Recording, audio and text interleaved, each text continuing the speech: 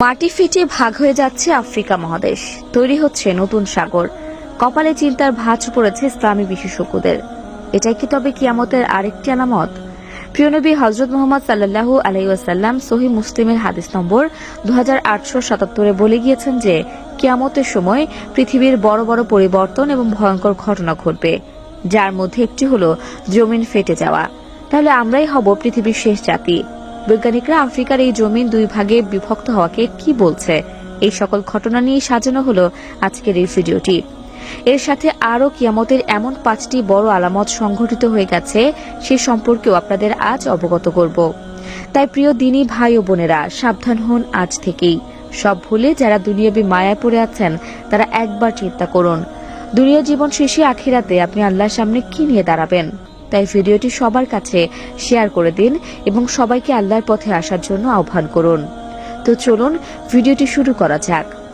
প্রিয় দর্শক, আল্লাহ রাসূলের বলে যাওয়া অসংখ্য কথা সাহাবীরা বিভিন্ন হাদিস শরীফের মধ্যে লিপিবদ্ধ করে গেছেন। সে সকল ঘটনার মধ্যে কিয়ামতের কিছু আলামত বলা আছে।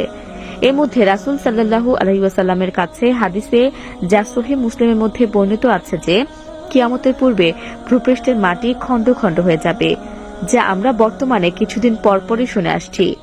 প্রায় দিনই খবর আসে কোনো একটি দেশের একটি ভূখণ্ড সেই দেশটির ভূমি ত্যাগ করে মাঝ সমুদ্রের মধ্যে গিয়ে একটি আইল্যান্ডে পরিণত হয়েছে। এছাড়াও কিয়ামতের আরও কিছু বড় বড় আলামত আছে, যেগুলো আমাদের সামনে প্রকট হয়ে গেছে। তার মধ্যে একটি আলামত বা কিয়ামতের সূচনা হলো মহানবী সাল্লাল্লাহু আলাইহি ওয়াসাল্লামের মৃত্যু।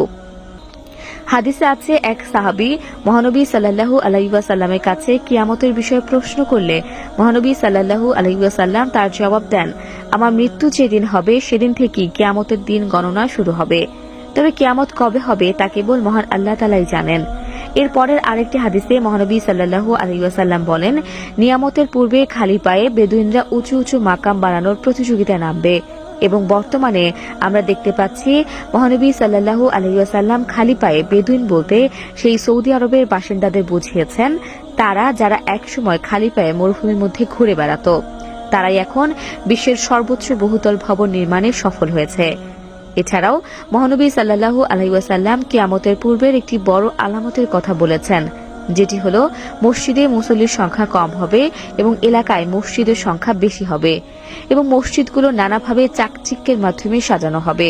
বর্তমানে আমরা তাই দেখতে পাই।